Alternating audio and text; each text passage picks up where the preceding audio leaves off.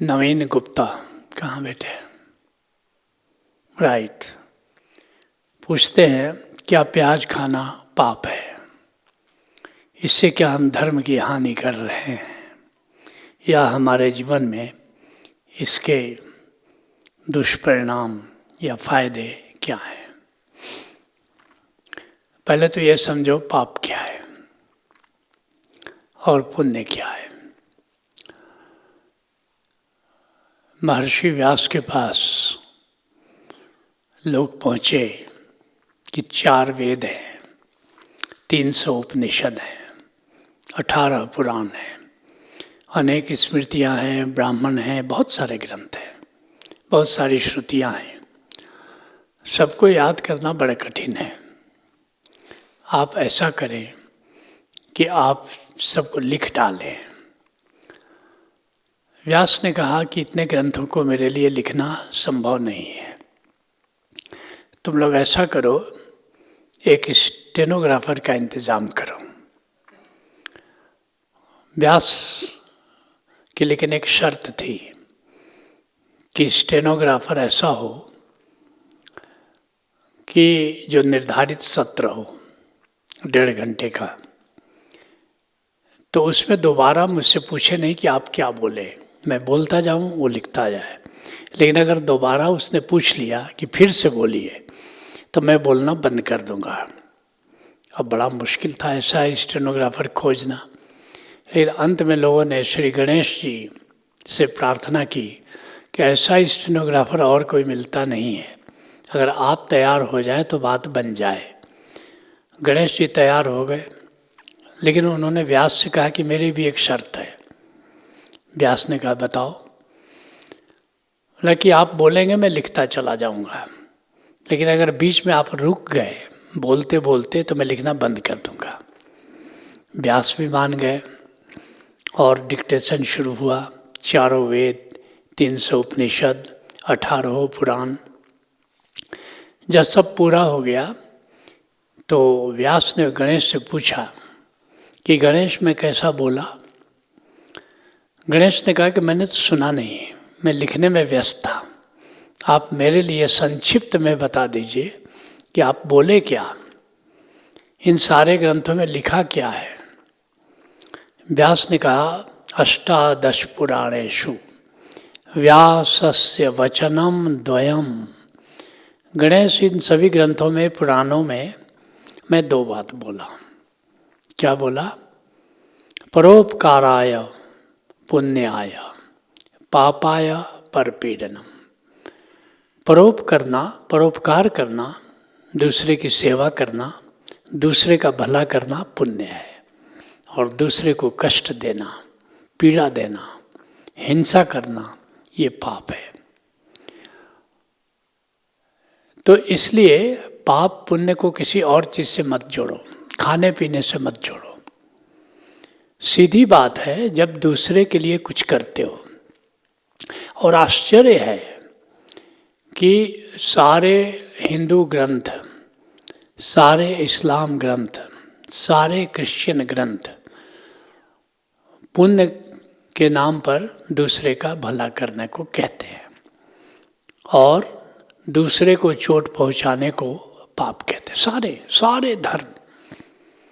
उसके बावजूद भी भारत से ज़्यादा इनकंसिडरेट सोसाइटी मैंने कहीं नहीं देखा। यूरोप चले जाओ, सारी सभ्यता और संस्कृति इस बात पर है कि हम दूसरे की मदद कैसे कर सकते हैं, how to be considerate to others. उनका सारा शिष्टाचार, सारा शील यही बात कहता है। और लेकिन हमारे समाज में क्या है? अधिकतर लोग स्वार्थी हैं, खुदगर्ज हैं। उनके कारण किसी को कष्ट हो रहा है इसका ख्याल भी नहीं आता है। और सारे धर्म ग्रंथ हमारे यही कह रहे हैं कि परोपकार करो, दूसरे के प्रति शील बरतो, शिष्टाचार बरतो, विनम्रता बरतो, अपने मनसा वाचा कर्मणा किसी को ठेस मत पहुंचाओ। मगर हम ठेस पहुंचा रहे हैं। जिनको अपना हम कहते हैं, कितना गम उनको देते हैं। गोली से ज़्यादा बोली के बारूद प्राण हर लेते हैं। दूसरों को तो छोड़ दो, अपनी पत्नी, अपना पति, अपना परिवार, अपने माता, अपने पिता कितनी छोड़ देते हैं। तो पाप और पुण्य का संबंध हिंसा से है, खाने पीने से नहीं है।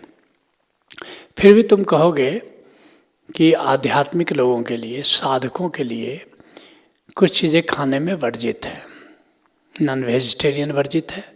तो चलो, नॉन वेजिटेरियन का संबंध तो परोक्ष हिंसा से है।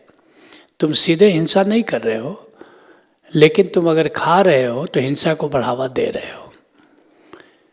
लेकिन प्याज, लहसुन, इसका पाप पुण्य से संबंध नहीं है, लेकिन साधना में, ध्यान में ऊर्जा ऊपर उठती है।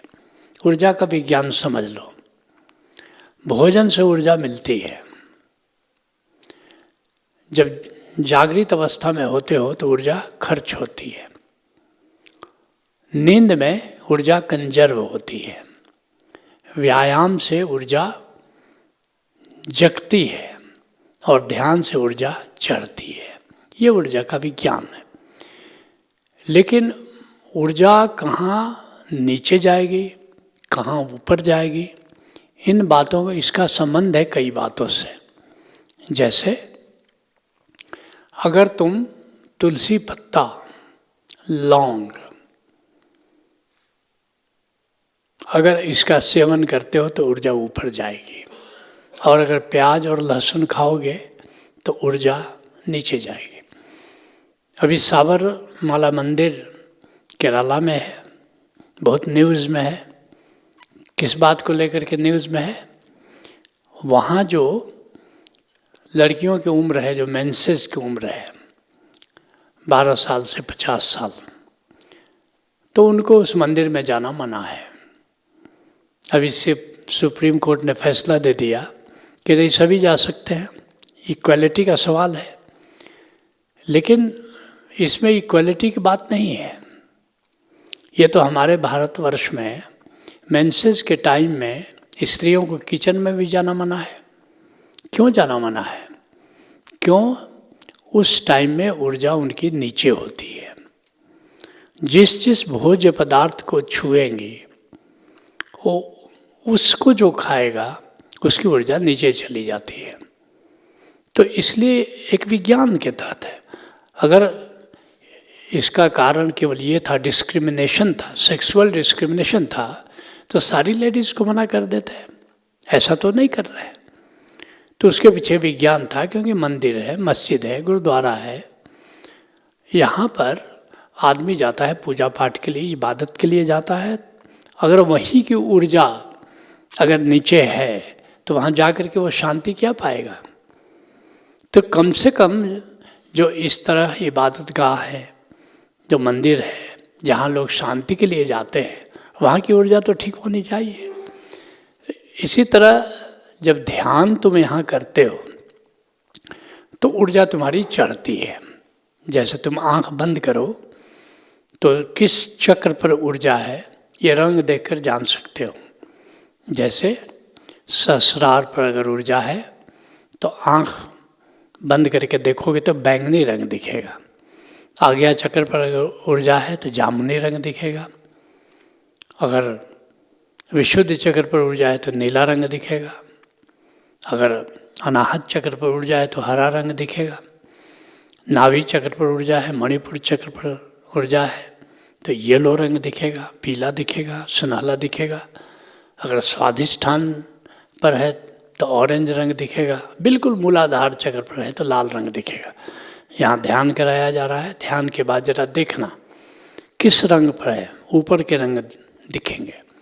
लेकिन यहाँ से जा कर के प्याज खा लो, थोड़ा सा भी प्याज, एक लहसुन खा लो और फिर आँख बंद करके देखो, बिल्कुल लाल रंग दिखता है, मतलब ऊर्जा तुम्हारी चली गई। तो जो लोग ध्यान करते हैं, जो साधना में हैं, जो ऊर्जा के उत्थान के लिए तत्पर हैं, उनके लिए प्याज लहसुन मना है। जहाँ तक स्वास्थ्य का संबंध है, स्वास्थ्य में प्याज का, लहसुन का अपना रोल है। लेकिन अगर प्याज काट करके बहुत देर तक छोड़ दिया जाए तो वो सारे बैक्टीरिया को आकर्षित कर लेता है, वो जहर हो जाता है। लेकिन अगर प्याज काट के तुरंत खाया जाए तो निश्चित, या लहसुन तुरंत उसको लिया जाए तो हेल्थ के उसके बेनिफिट्स हैं। लेकिन अगर तुम साधना कर रहे हो तो साधकों के लिए प्याज और लहसुन का प्रयोग मना है। इसका संबंध पाप और पुण्य से नहीं है, बल्कि इसका संबंध ऊर्जा के उत्थान और पतन से है। Let's acknowledge.